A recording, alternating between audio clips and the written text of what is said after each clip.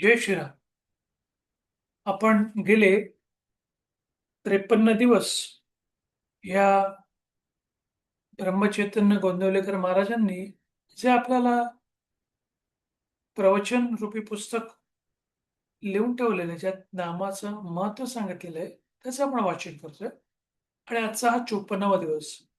53 दिवसांचं जे प्रवचनांचं वाचन झालंय, त्याचे लिंक तुम्हाला डिस्क्रिप्शनमध्ये मिळेल आणि कमेंटमध्ये मिळेल. ज्यांना कोणाला फिजिकली अशा प्रकारची पुस्तकं वाचण्याचा कंटाळा असेल, त्यांनी ऑनलाईन देखील पुस्तक वाचावं जे फ्रीमध्ये आहे. आणि जर वाचनाची आवड नसेल, तर त्यांनी ऑडिओ बुक वाचावं किंवा अशा प्रकारच्या प्रवचनांचं जे वाचन चालतं, त्याचं तुम्ही श्रवण देखील करू शकता. जे पान वाचायला तुम्हाला 3-4 मिनिटं लागतं आणि जर अगदी स्लो असेल, तर 5-6 मिनिटं लागेल.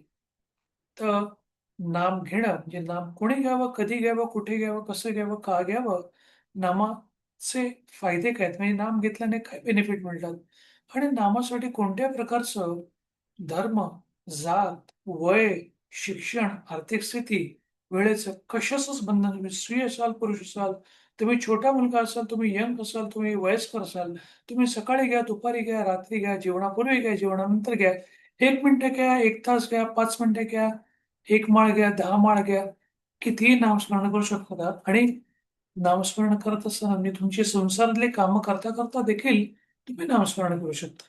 तसं हे 54व्या दिवसाचं जे शीर्षक आहे, ते आहे साधक व नाम. प्रत्येक शब्दात रामच आहे, असे ज्यांना वाटते, त्यांची तयारी काही निराळीच असते. म्हणजे रामानेच सगळ्या गोष्टी केल्यात आणि हे सगळं रामाचंच आहे. ह्याची ज्याला जाण असते, तो चांगल्या तऱ्हेने तयार आहे, असं सगळे संतांचं म्हणजे महाराजांचं देखील सांगणं आहे. आपल्याला अमुक एका नावातच प्रेम येते, परंतु सिद्धांना मात्र कोणी कशाचे उच्चार जरी केला, तरी नामाचाच केला असे वाटते. कोणत्याही वाचेने नाम घ्यावे, याचा विचार करू, याचा विचार नाही करू. जसे येईल तसे नामस्मरण करा. पण नामाची कास सोडू नये. म्हणजे कन्सिस्टन्सी इज इम्पॉर्टंट. नेहमी सलग नाम घ्यावे. रोज घ्यावं, 1 मिनिटं घ्यावं, पण रोज घ्यावं. विषयांचा नाम घेऊन नामाचा अनुभव घ्या. विषयांचा हाला जेव्हा पडतो, तेव्हा नामाची आठवण ठेवा. प्रल्हादाने नामाशिवाय दुसरे काय केले आहे? प्रल्हादाने नामावर जसे प्रेम ठेवले, तसे आपणही ठेवावे. आजवरच्या सर्व भक्तांनी हेच केले. एक नामस्मरण करा, हाच खरा मार्ग आहे. स्मरणात राहा, म्हणजे विषय आपोआप भरतील. विषयाला सोडायला नाही सांगितलंय, पण विषय मारण्याचा एक सोपा उपाय म्हणजे नामस्मरण करणे. साधकाने लोण्यासारखे मऊ असावे. कोणाला दुखवू नये. आपण हवेसे वाटावे. आपण निस्वार्थी झालो तरच हे साधन साधेल. कोणी आपल्याला पाया पडताना मी या नमस्काराला योग्य नाही असं साधकाने मनामध्ये समजावे. म्हणजे लोकं आपल्या पाया पडतात म्हणजे आपण कोणतरी मोठं आहे असं नाही. त्याचं नाव घेतलं असल्या कारणाने लोकं आपले कदाचित पाया पडतील. पण ती सगळी त्याची कृपा आहे. ते सगळं त्याच्याकडेच जायला पाहिजे. तसं म्हटलं तर आपण नमस्कारासाठी कोणाला अलाउच करू नये, कारण आपण त्या साधनावस्थेत त्या योग्यतेचे नसतो. संतांची गोष्ट वेगळी आहे. म्हणजे कोणी नमस्कार केल्याचा अभिमान वाटणार नाही आणि न करण्याचा रागही येणार नाही. म्हणजे इगो घालवण्यासाठी सगळ्यात बेस्ट ऑप्शन. सत्कर्मानंतर आपली स्तुती ऐकायला साधकाने तिथे उभे सुद्धा राहू नये. आपलं काम झालं की आपण निघून राहावं. कोणीतरी माझी आठवण काढतो किंवा कोणीतरी माझ्याबद्दल चांगलं म्हणतो, हा कधी-कधी त्याच्यामुळे आपल्याला इगो किंवा अहंकार येऊ शकतो आणि हाच सगळ्या रोगांसाठी मारक असतो. म्हणजे सगळ्या रोगांचं निमित्त हा इगोच असतो, म्हणजे आपण आपला अहंकार. भगवंत ज्याला हवा आहे त्याने असे समजावे, की आता आपल्याला कुस्तीच्या हौद्यात उतरले आहोत आणि अंगाला माती लागेल म्हणून आपण घाबरून चालायचे नाही. त्यासाठी चांगले माणसे पहिल्यानेच मातीत लोळतात, म्हणजे त्याची लाज जाते. भगवंताच्या प्राप्तीचे 2 मार्ग आहेत. एक मार्ग म्हणजे आजपर्यंत सर्व त्याच्या इच्छेने घडून आले. माझे जे सर्व आहे ते त्याचेच आहे. त्यातील तोच पाहून घेईल. तो जे करेल ते सर्वांच्या हिताचेच करेल.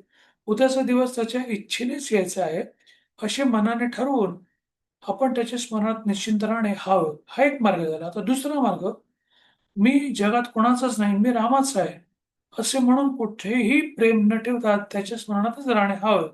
मार्ग हा जरी कठीण आहे, यामध्ये मनाने आपण विषयांचे म्हणजे इतरांचे प्रेम तोडून टाकायचे असते. कारण प्रेम एकाच वस्तूवर राहू शकते. मन जर आपले ऐकत नसेल तर नाही ऐकू द्या. मनाचं ते कामच आहे. आपले आपण चांगले वाईट शोधावे आणि त्याप्रमाणे करू लागावे. मन आपोआप तिथे येईल. म्हणूनच आपले मन मारा असे न सांगता आपले मन भगवंताकडे लावा, असे आपल्याला संत सांगतात. म्हणजे बऱ्याच वेळेला लोकांचा गैरसमज हा होतो, की आपलं मन मारून आपण या सगळ्या गोष्टी करायच्या. आपण संसारातील सगळ्या गोष्टी कराव्यात, पण आपण त्या भगवंताचं नाव घेता-घेता कराव्यात. त्याचं जे काही तुम्हाला रिझल्ट मिळणार ते काम करताना तुम्ही जे कर्तव्य करत असतात, त्याचं रिझल्ट देखील त्याच्यावरतीच सोपवून द्यावं. म्हणजे कर्माच्या फळाची अपेक्षा करायची नाही, फक्त कर्म करायची.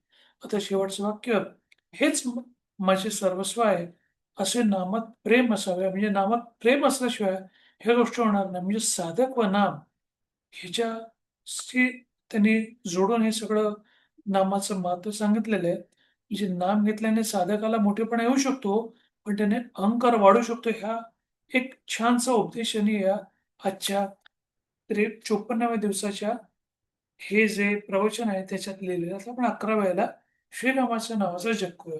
श्रीराम, श्रीराम, श्रीराम, श्रीराम, श्रीराम, श्रीराम, श्रीराम, श्रीराम, श्रीराम, श्रीराम, श्रीराम, श्रीराम, श्रीराम. धन्यवाद. हे 54व्या दिवसाचं जे प्रवचनाचं वाचन झालं, त्याचं श्रवण केल्याबद्दल तुमचा उर्वरित दिवस छान, आनंदी, सुखकारक आणि आरोग्यपूर्ण जावं, हीच त्या श्रीरामचरणी इच्छा व्यक्त करतो आणि इथेच थांबवतो.